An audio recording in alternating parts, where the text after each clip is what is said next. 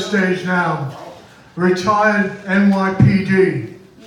The beat goes on. Give it up for Frank Failla.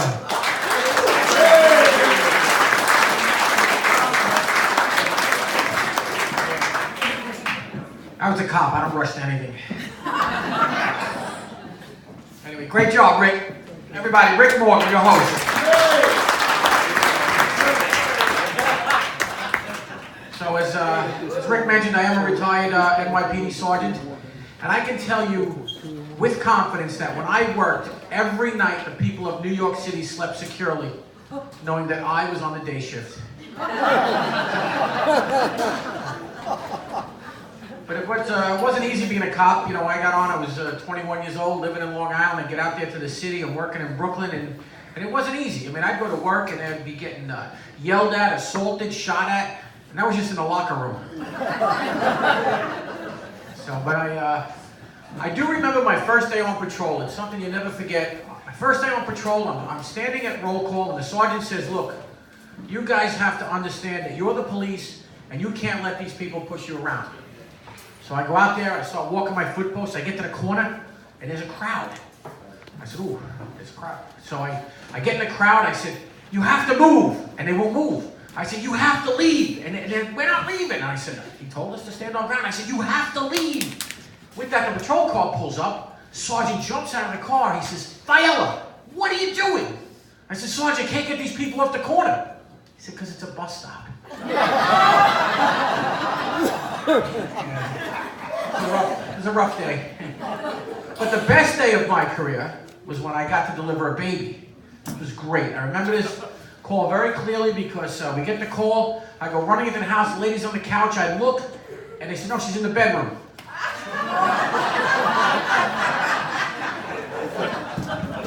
So I go in the bedroom, and now she's delivering the baby, but it's breech. So I stick my hands in there, she's pushing, I'm pulling, baby comes out, we send her off to the hospital with EMS. About 2 weeks later, she walks into the precinct. I said, oh my God, are you here to thank me? She says, no, I found your watch.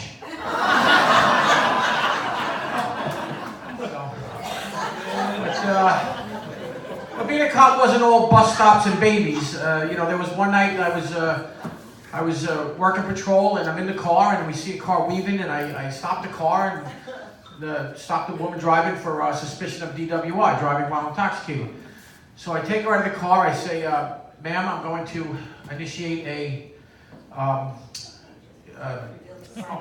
thank you. You know this joke. I'm going to administer a sobriety test. Do you think you can pass it? She says, is it written or oral? Yeah, it was driving without intelligence. So, but now that I've retired, I've in addition to comedy, you know, I remember that, you know, people have asked me, so why did you retire? I said, yeah, you know what? I got tired of working nights. Now here I am working nights. But now that I'm retired, I'm doing some comedy, I'm doing a little acting. I just finished a movie. It'll be premiering in July. It's called Family Obligations. But I had done an episode of Evil Talks, those crime reenactment shows, Evil Talks. It was about my wife. Not to be confused with Evil Lives Here, yeah, which is what I feel every time I pull in the driveway. So, but people have asked me if this was the first movie I did, and I said no. About 25 years ago, I was in a horror film. It was my wedding video. I like to rewind it right to the point where I got into the limo and they still had a smile on my face. Nobody's yelling, no, don't go in there, don't go in there. You know, like, no, they still go. So, but I do have two children, you know, and now that I'm retired, I have to figure out ways to punish them, and it's not easy because we can't do what our parents did to us. So I finally figured it out. I said, you can't take away their iPhone, you take away the charger. That's right. Then you watch the blood drain from their faces, they're watching the battery drain. And you should see the look on my wife's face when I take away her batteries.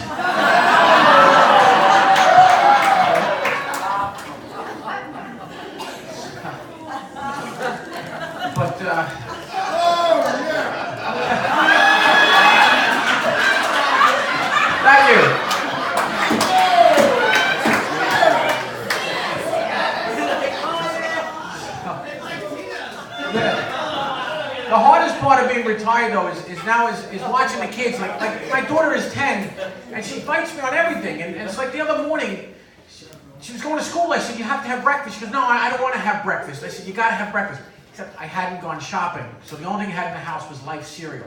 I said, "Come on, you're going to have some cereal." She goes, "I hate this. Life sucks." I said, "Honey, you have no idea." And then, of course, you know, I wanted to go out the other night, and my wife was working, and what am I going to do? So I said, honey, to my daughter, I said, we got to go out. And she goes, Dad, can I just stay home and watch a movie? You want that? I was thinking about it. I said, you know what? Yeah, just stay home and rent a movie. I won't be gone that long. So I get home, and it was longer than I wanted to because the game went into extra innings. And I said, Frankie, what did you rent? She said, Daddy, I rented 50 Shades of Grey. Yeah, she said, but don't worry, I didn't like it. The book was so much better.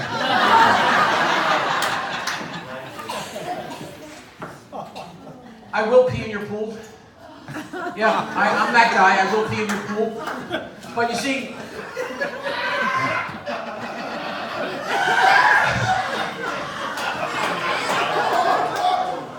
there's a technique to pee in the pool because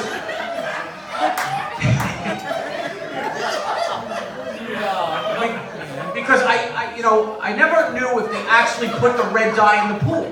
I was always paranoid about that. So what I do is I would hold my children in the pool and I would out little spurts of pee. Just little bursts of pee. And if it turned red, they would just look at the kids. Yeah. It's so hard to do that now that my son is 19. Very awkward. Very awkward.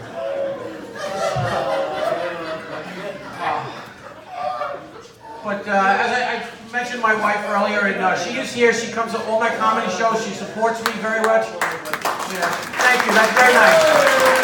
Thank you. It's so good to see her laughing outside the bedroom. I mean, this is how supportive she is. Last night I had a show. I got off the stage. I was very upset. She said to me, "What's the matter? You look very upset." I go, "Oh, I'm so annoyed I messed up that joke." She said, "It's okay. Nobody was listening anyway." Yeah, she's got my back. So, about a week or so ago, we went shopping. We needed a new bed. Anyone, a sleep number bed? Anybody have one? Yeah, $7,000 for a sleep number bed, and I still can't get a 69.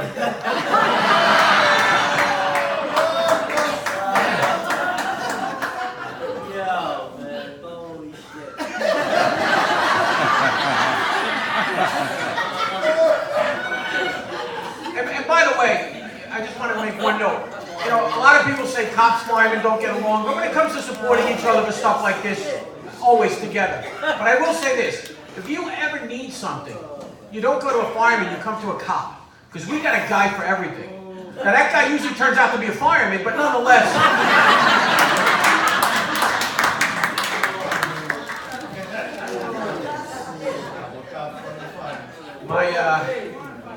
My wife wasn't feeling well this morning, and I said, you know, honey, sex is the best medicine. She said, you are absolutely right. Problem is, I need long lasting and you're fast acting.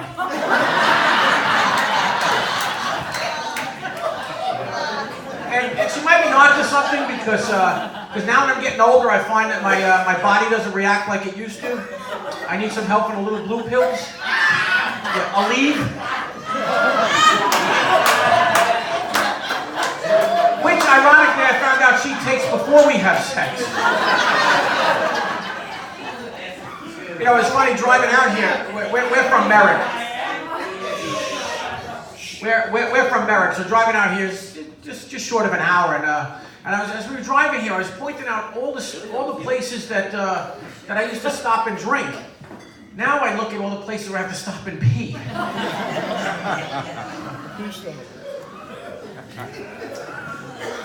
Anybody play that escape game, the escape room? Yeah. My wife's been begging me to play that game, and I said that's just what I need, to be locked in a room for an hour with my family, no way out. But no, she keeps begging me to play that game, and I said, honey, I play that game every time you tell me your mother's coming over.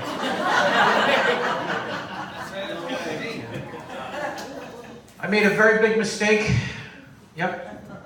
let my wife have the remote. Oh, Yeah. Yeah, that's right. yeah, you did. Gentlemen, don't do that. Yeah, you did. Yeah. There was one time. So this one time I let her have the remote, and she put on the Travel Channel, and she said to me, "Oh, isn't that nice? Wouldn't it be wonderful and romantic to fly around the world and make love in every country?" I said, "Yeah." So I took her to Epcot.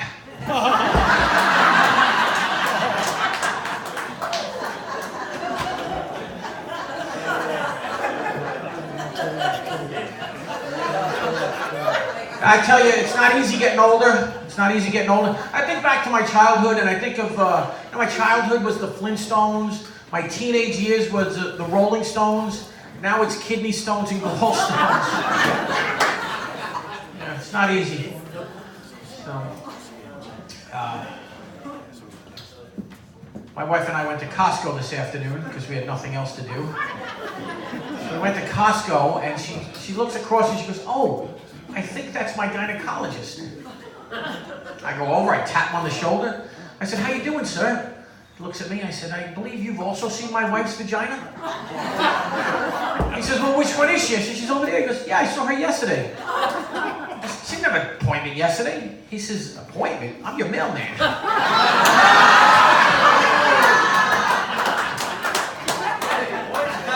She hates that joke.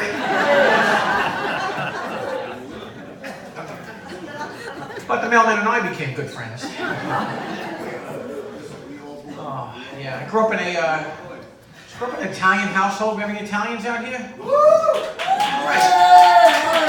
So we made it. He could be.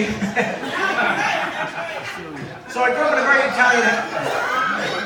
very Italian household, and my mother never left the house, except on Saturdays she had to go to confession. And I'm saying, what could my mother be doing all week long that she's got to go to confession? Well, I found out, and it was bad. Very bad. Yeah, she had been using jarred sauce.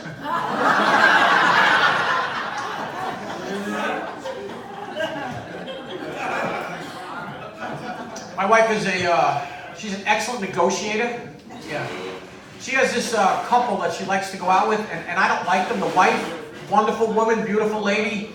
Guy, not so much. He's always bragging about his money and his cars. He's a big phony, and I don't like the guy.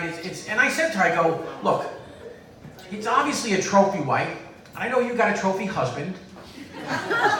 And she said, "Yes, I do. Participation." So I don't want to go out with them, but she says to me, "Look," she says, "if you go out with them, I will do that thing that you love, that I hate to do." I said, "You'll do the laundry?"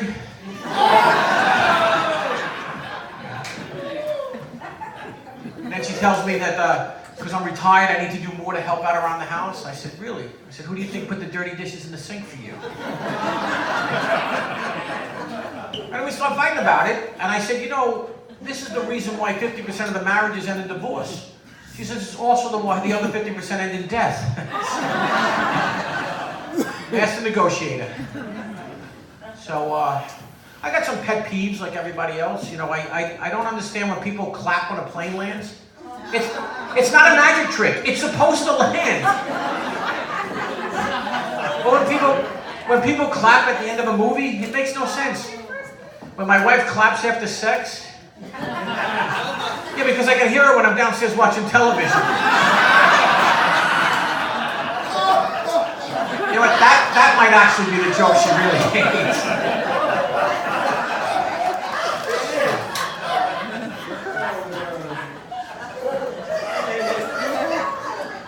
So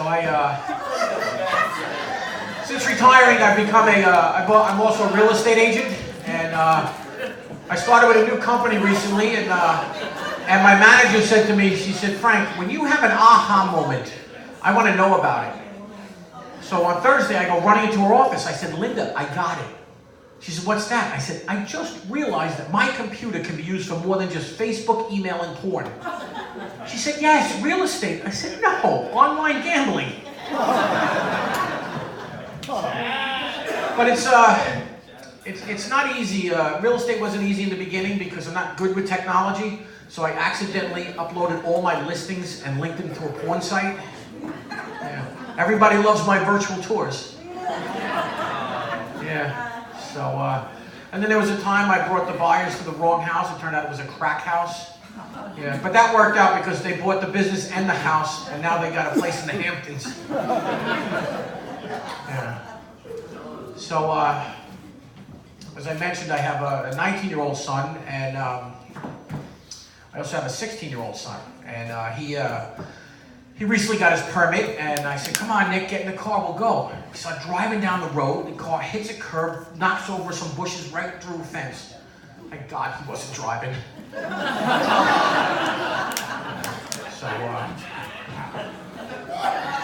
So I had to go to a motor vehicle to renew my license, and the lady says, "Can you read the eye chart?" I said, "Absolutely." I said, EMILY. She says, "Very good, sir, but that's not the eye chart, that's my name tag."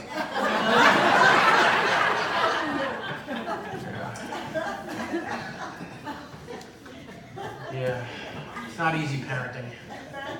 Not at all. As a matter of fact, he had to see, Nick, my son, had to see the sex ed film at school. So I said, "Nick, what'd you think of the film?" He says, "Not as good as your virtual tours."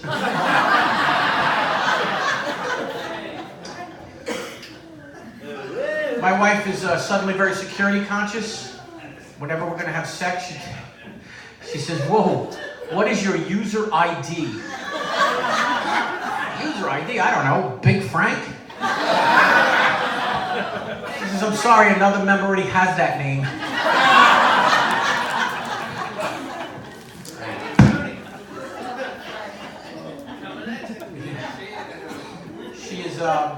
She's actually a court reporter though, and she likes to run our bedroom like it's a courtroom.